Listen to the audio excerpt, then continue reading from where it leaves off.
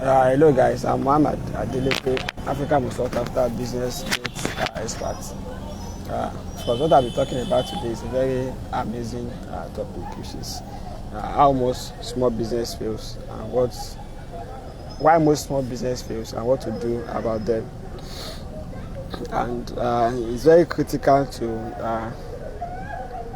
have a very key foundation about business or about anything you want to do. Once there is no key foundation, then there is a big problem, and that is why this topic is very, very important. Firstly, is that most small businesses, they fails because the owner does not have a vision, or does not have a clear vision, or does not have a clear purpose, or the purpose is not big enough, or the purpose is not well articulated. And once the foundation has issue, then there will be a big problem.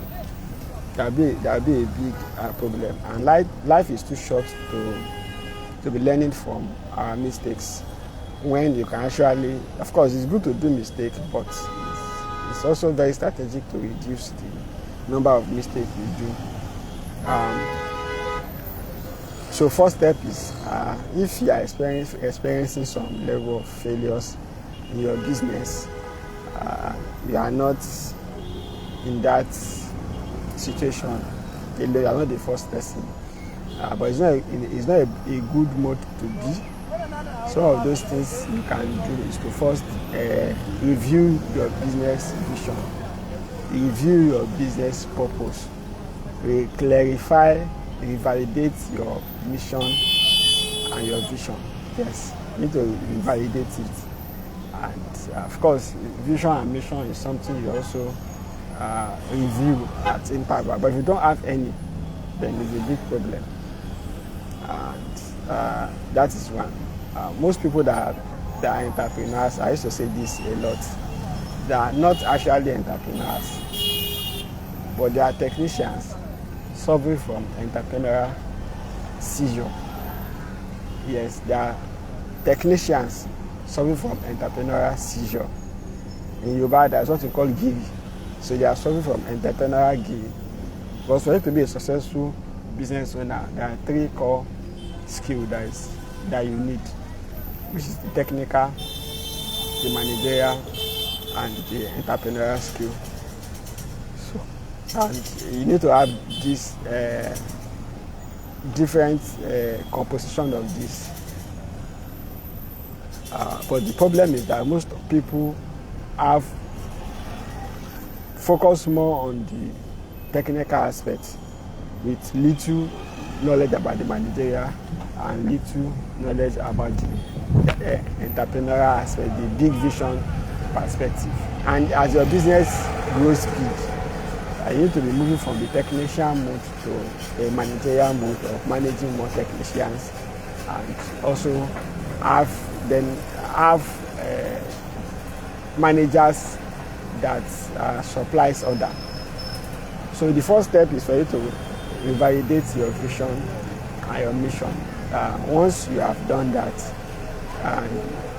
that is if you have one vision already, you have a vision already, but you don't have to create a vision, then you create a mission also about the big picture of how your business will look like when you are successful, and how you are going to know that you succeeded. Vision is the future perspective, is the future aim you have about your business, while your mission is how you do it. Then, having sorted that, they need to have core values that depict your culture, that's your corporate culture, so that in every of your action, you should depict your core values. And this is very, very important, because if you don't have a defined core values, then your employee will create one for you, and it can be very erratic, which means there will not be consistency. Then the other key step that is important is for you to now deploy a strategy that you want to use in running your business. And for you to come up with a strategy, you have to look at your business from different perspectives. And for looking at business success, most people only look at it from the financial perspective, which is actually traditional. But if you look at your business from using a balanced scorecard model, just like when you go to hospital, by default, there are some basic tests that will be done for you, like checking your weight, checking your blood pressure, checking some basic things before you now see the doctor. After seeing the doctor can say you should do for that test. That can be more detailed, like blood test, urine test, and others, before drug will be prescribed for you. So also for you to also come up with action plan on your business, you can actually use a balanced way of coming up with action plan, so you don't focus on one aspect while the other aspect is suffering. Because if you do that, it's going to backfire. It's not in news that BlackBerry is a big brand during their days. Same thing applies to Nokia. Same thing applies to Kodak. For those of us that knows about photo tech, that is, for some of us that are maybe above 30 years will know Kodak or will have heard the story of photo tech. You can Google it, photo tech. Before we now have this recent trend in camera industry. BlackBerry was a very successful company, yes, in quotes. Then, in fact, BlackBerry was among the top 5,000, the top 5 company, the top 10 company in the world then. But because they missed out on one important element, now they are not even among the top 10,000 companies in the world. So when we look at success at a very traditional level of only finance, then it's a very naive way of actually looking at business success. So to build a successful business, you have to look at it from 4 perspectives. That is from financial perspective, that is investor perspective. How does investor make money? How do you make more money? And how do you reduce your costs? Those are the 2 major aspects when you're looking at it from the financial perspective. And that is what the investors benefit. Then the other aspect is now to look at it from the customer and stakeholder perspective, and now look at what are the strategies you need to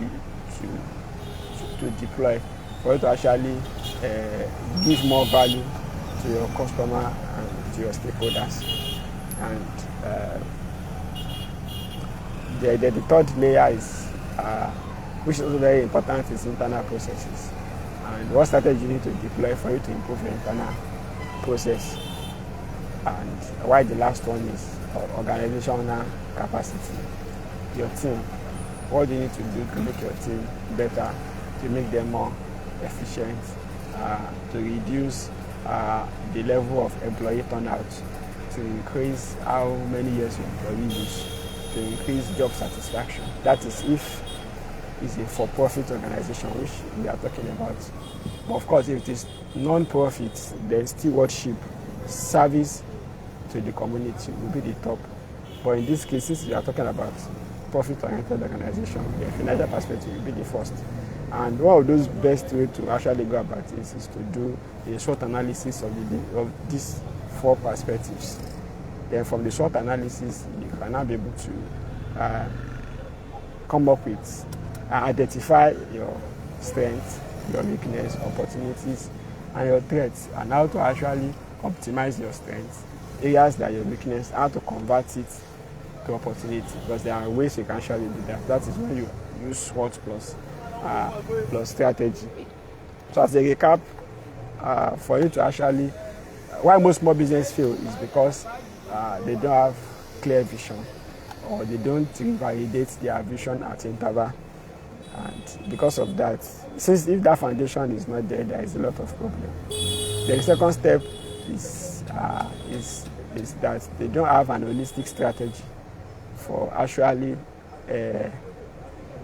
moving on or running their business, and that is where the balanced scorecard framework comes to play, which is very important. So we are looking at strategies to move on. You look at it from different perspectives, and having come up with a lot of strategies, you can now actually prioritize and have a team for the quarter, have a team for the month, have a team for the week. Then more importantly, once you come up with those objectives, then you can now have KPIs, that is key performance indicators, to enable you to measure your progress. Because entrepreneurs usually feel overwhelmed because there is just too much to do. But if you take your time to identify what needs to be done, you now prioritize them in the order of available resources and available time, available capability, and other necessary consideration. Then you focus. With focus and a way of tracking progress, you can always be able to know how far you have come and what to do. Yes, maybe in subsequent session I'll talk more about balanced scorecard. That is 9th step to success, and it's a very deep conversation.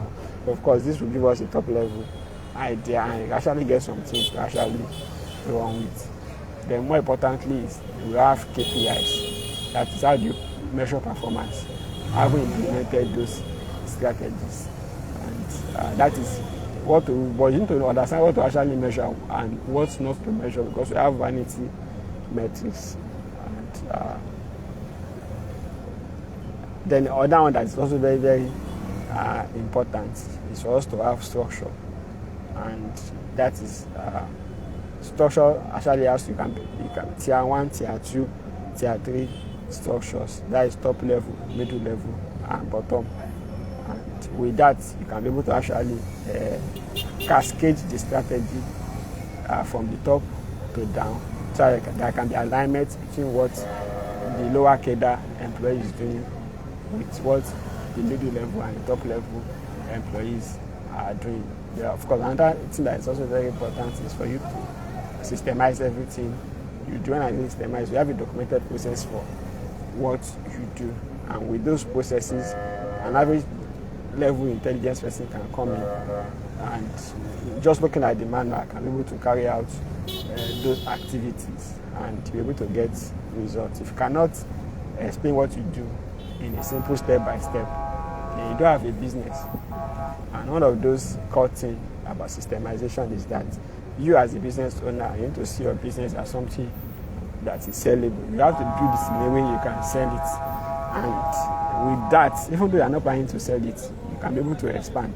You can be able to run with or without you, so you can be able to get freedom. The essence of entrepreneurship is freedom, but the irony is that most people are consistently inconsistent, working on what they consistently want to be.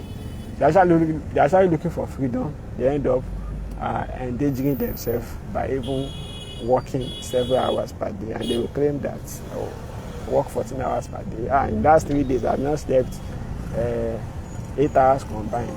And you're an entrepreneur. You need to really check yourself that you really an entrepreneur or you have a glorified job. And that is why this clarity of purpose matters. That in the beginning, what exactly do you want to do? How do you want to achieve it?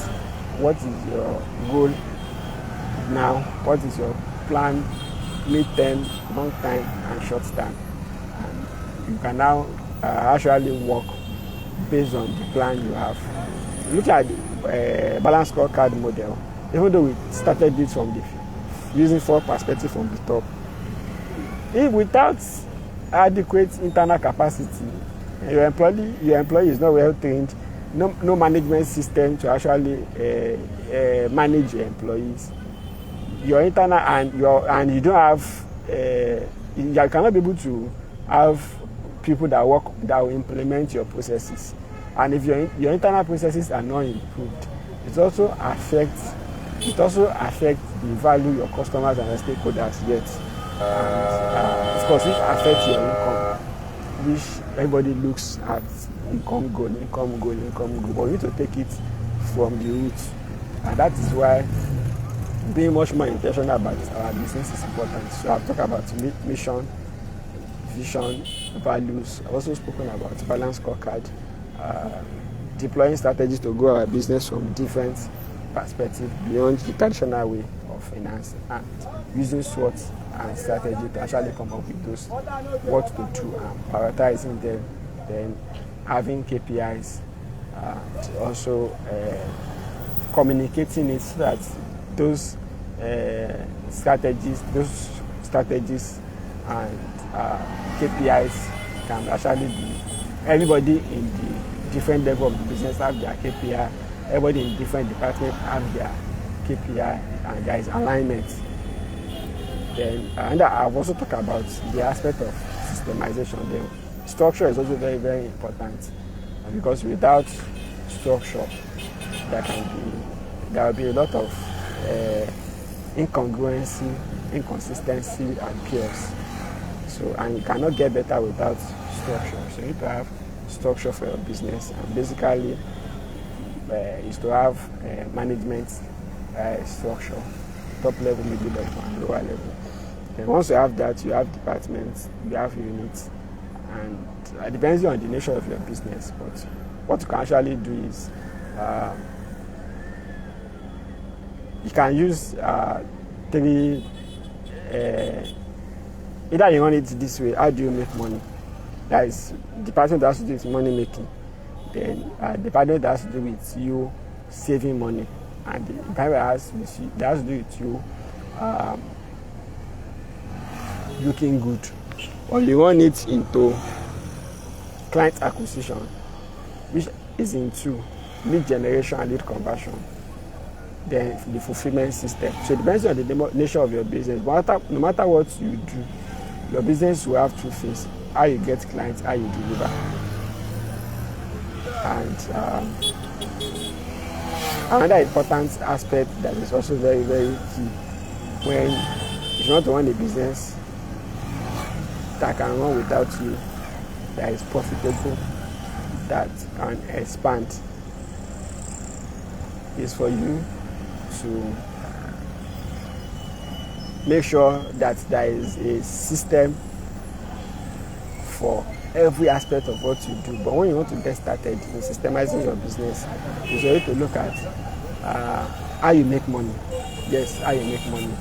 That is, have like your critical client flow, and you systemize your critical client flow. Once you systemize your critical client flow, you identify the key things you do, from how you get attention from your customer, how you engage them, and how you invoice, how you deliver, how you repeat the process.